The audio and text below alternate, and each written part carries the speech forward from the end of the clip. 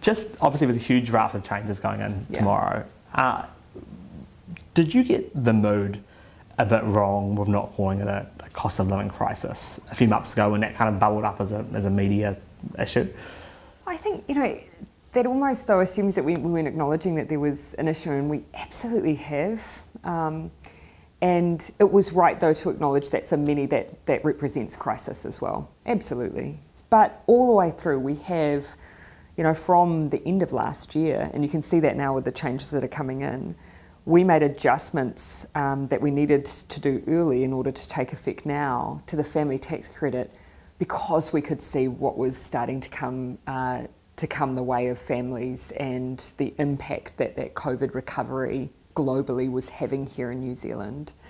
And so, I would never have ever wanted there to be a sense that we didn't recognise that. We absolutely did, and we continue to. And I think that's the most important thing, regardless of what it's been called, is that we're actually doing something about it. So you anticipated this late last year that inflation was going to spike? Yeah, we knew that we certainly were looking at, what was happening globally, the supply constraints, the fact that there was this simultaneous COVID recovery, that there was an increase in demand as a result. We had supply chain issues, and so there was that concern there over what was coming our way. And obviously we've now got the added pressure of the war in Ukraine, which is exacerbating that as well on top. So as I've said, this wicked perfect storm. When you're making these kind of changes, these big various changes to benefits to working for families, to minimum wage, is there like a family or a person you kind of think about in your mind to model this out, to think how much would this actually matter to someone's budget? Is it someone without a job, or is it someone who's struggling with a job? A really good question. We always break it down because we do want to, because there's, with so many elements of our system, we have a number. And it's because, actually, that's the way that you can have the biggest impact, is that rather than having these broad brush approaches, which, as National have demonstrated with their proposals, can amount to a $2 difference to a family, if you're using levers like Best Start or the family tax credit and so on, the interaction of those with others can often be quite complex. So we break it down, and we will look at all of the income brackets, and we'll look at family makeup. We'll look at what does this mean if you've got 3 kids, 2 kids, 1 child, different ages, because we want to understand as much as we can. Are we making as many people as possible better off by keeping more of their incomes as we can? And so we went through that process with the family tax credit. I remember going through the breakdown for different families, so that even I don't even, and I do often think about, particularly for often sole parents or families where, often supporting multiple children, but I also need to think about every other iteration as well.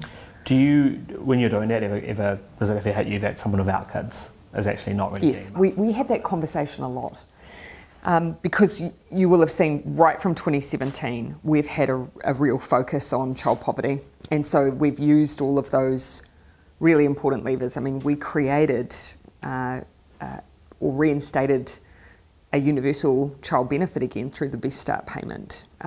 We increased the family tax credit. We extended the way that in-work tax credit could apply.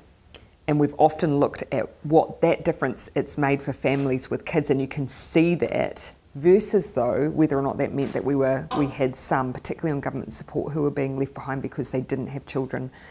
And so that's why adopting the Welfare Expert Advisory Group rates in the last budget helped us to then pull up that group, because we were worried about that issue. Yeah. Obviously there was a lot of pressure to do a lot on incomes in the last couple of months. Was there any point where you thought, look, we have all this April 1 stuff, we keep on talking about it, we could put it forwards a month, and it would be very expensive, I'm sure, and very hard for MSD to work out. Yeah. But did you ever consider just pulling Most of the time when we're doing these things, they're the fastest they can be done often. I think it was one of the challenges, of course, with with that first 100 days, that was a really good lesson for us at how quickly we can move or shift the dial on some of these issues, create new payments, particularly depending on how targeted they are. They're not quick things to implement, and some are easier than others. So if you are going to do a manual process, or a high trust model, which is the tools that we used during the COVID period, then you can move quite quickly. But otherwise, almost nothing's fast. And so that's why we've sometimes used that's why we put in the family tax credit changes last year so that we could have them ready in time. It's why in the budget sometimes you'll see things will be announced but then not come in months later. It's often just the ability to implement them. On that, people who don't have kids thing, obviously there's quite a lot of changes, as you say, if they're on JobSeeker. Yeah. There's a lot of people who make probably just below the median wage for who don't have kids who won't really get much. National are pushing very much to this audience, the people around the median wage who get basically nothing from these changes. Do you think they need cash, or are you philosophically basically saying you're probably doing okay? No, and I would not say that. You know, I think what I would say though is that if our only way of shifting the dial is through, as the opposition claim, tax bracket changes, then you will always have scenarios like the one that they've presented, where someone who is on a lower income gets $2 and the leader of the opposition gets $8,000. And so, you know, here, governments have choices to make. And as soon as you make a choice like that, you lock off so many other choices that you'll be able to make as a government to try and do other things that are important as well, address the housing crisis, address child poverty issues, or even targeted options that support those individuals in particular with higher incomes. So they're actually, through those changes, which are significant in cost, which gets very little for those who need it most, they actually end up losing a lot of options as well. So the thing that I would also emphasise is that since we've come into office, we've been driving towards higher incomes for New Zealanders. And if you just narrow the discussion to what you can do with tax bracket changes, you don't get the significant shifts New Zealanders need. So, you know, whether or not it's, of course, making sure that people on minimum wage are keeping pace so that they can live, but not just live, they can thrive. It's about what we do as an employer. The increases across our teaching workforce, our nursing workforce, our police workforce have been significant. That then has a knock-on effect for those benefits that are pegged to average wages.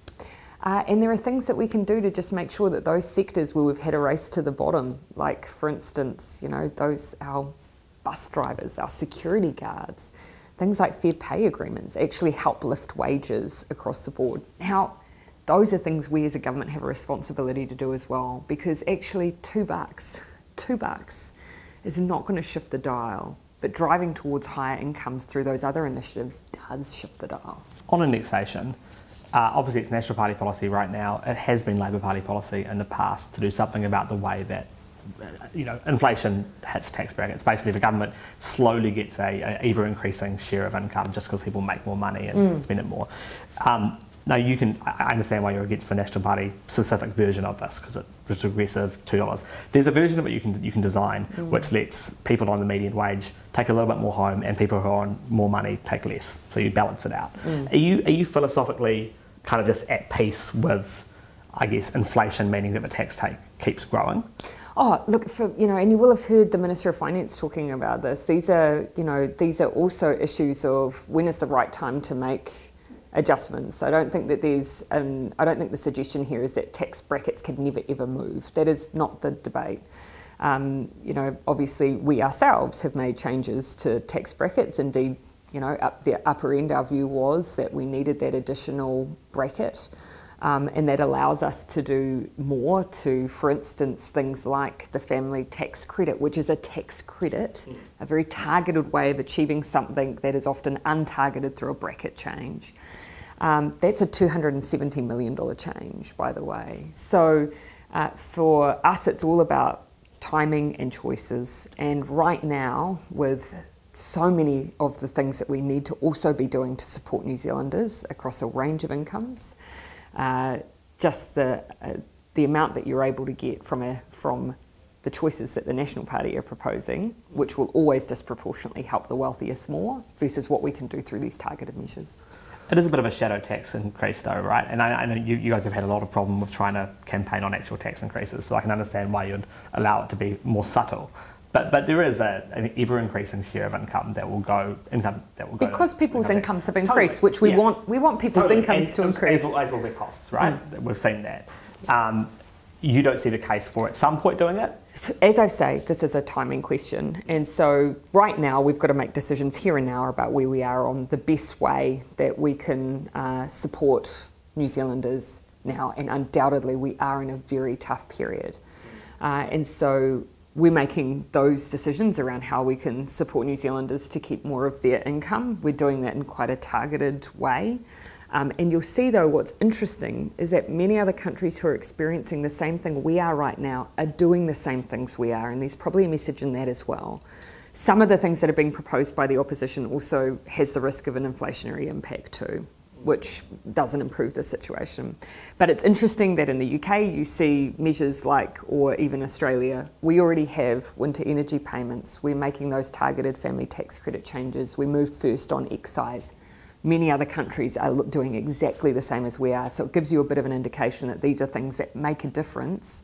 They're not a silver bullet, but they make a difference without having a negative consequence. You feel like you're among similar peers, basically, who are doing the same thing, well, even though they're centre-right governments. Some of them are doing similar things to what we already had done. So I think we anticipated and have tried to move quite early to put in those supports. I think the point that I'm making is, regardless of the politics, it actually demonstrates what a global problem it is, that this cost of living issue, New Zealand is not alone, and it's because the fact that so much of it is from global factors right now. Australia's excise cut lasts twice as long. Right now it's 6 months instead of 3 months. But it's half the value. Yeah, but it is longer, which, I mean, there's a political issue coming down the pipe for you probably with how to lift that, right? How does the government make fuel 25 cents more expensive at some point? Are you worried about so they're going into an election period? Yes, so that's a poison pill. They've gone 10 cents for 6 months, we've gone 25 for 3. And in part, you know, this is such a volatile situation right now. It is so hard to know what we'll see in the fuel market in a month's time, let alone 3. But we have said we're not going to make jarring changes for New Zealanders. So we'll just keep an assessment of what's happening in that market. Can we expect more kind of direct cash boost to incomes in the budget? I know it's pre-budget, but I'm not going to discuss the budget at all. One of the things that you did 2 years ago was double the winter energy payment, which is discreet. It doesn't lock it in for a long time. It just does one big boost to say, look, things are hard right now. We'll help you out. Things are about as hard right now as they were in 2020. Some would say worse economically, better with COVID, or worse, depending on your perspective. Is there a part of you that wants to double winter energy payment again? So keeping in mind that, of course, at the time that we did that, we made also an increase to government support. But since then, we've substantially increased government support. So, we've had now those lifts in the benefit rate to the same level that the Welfare Expert Advisory Group suggested we do. We've increased the family tax credit as well. And those aren't one-offs, they're permanent. So we used the winter energy payment because it was a very, very quick way that we could get that extra support in, but it was over a winter period when we just weren't sure of the long-term impact of COVID. Now we've put in longer-term solutions to make sure that people's incomes are higher, but for the longer term. Working for families is pretty horrifically complicated. You guys have to, in your PRs, you have to say like an average family gets it is. And there's a lot of debate. It always has been. Yeah, totally always has been. But someone who's making full-time minimum wage right now will lose a bit of their minimum wage hike for the evening tomorrow just from the working for families cuts, from the abatement. We've worked out that no one is... no one's worse off. But they're still losing some of their pay rise, right? Depending on where you are. Yeah. But is there any part of you, you're doing a review of this right now, but would like to just not tear it up and completely start again, but to dramatically simplify working for families, which was I think that is one of the principles for this review is how do we make this easier? How do we make this simpler? Because a lot of products have been docked into it, and we've done this too. We've also made changes to try and make it fairer to the in-work tax credit, for instance. But when you think about it, the in-work tax credit, the family tax credit, the Best Start payment, all of them are designed, though, to just try and get maximum support in a really targeted way, but then take into account over time as your income increases, just easing that out. Do you think it it's is too much very targeting? complex. Sometimes do you just think, you know what, if we pay someone who doesn't really need it $10 more a week, who cares? Let's just make this actually go out as fast as possible. Well, I think it's probably fair. I don't think that the speed is. I don't think we lose Speed. No. But complexity, I think, people don't know what they're eligible for sometimes. Yeah, in some cases it's actually just making sure that no matter what, that even if that you don't have to interface with the thresholds and the abatements, that actually just everyone who's eligible for it is. And that is one of the issues we're concerned, that we're not necessarily every family who's eligible. I mean, here's a great example. Through the child poverty work we've done, in some of the brackets we see, I see incomes that should not actually be possible in New Zealand because of the Working for Families packages and government support. In combination, people should not be on the incomes they are. They are simply too low to be possible. So that just demonstrates that there are some families we are not reaching. And so that is, alongside simplicity, access has to be one of the principles for this review. Just finally, sorry, I know we're a little bit over time. With all those changes not really hitting someone who makes the average wage and doesn't have a kid, are you worried about a bit of a brain drain with MIQ opening up, people who are maybe stopped going overseas for the last 2 years, but now they have an easy way to come home if they need to? I just came from Australia pays more. I just came from a tech firm in Wellington who said that one of the issues that they have is just finding people. They and in that sector, the wages, for a new entrant are really decent. And so, actually one of our issues when we have a 3.2% unemployment rate, one of the lowest unemployment rates on record, yes, we need to make sure that we are connecting our employers with the workforce, but there are a lot of fantastic opportunities in New Zealand. It is about making sure that we're connecting our people and our jobs, and making sure that we have decent incomes attached to that work as well, because that will attract, retain and grow those businesses and our workforce.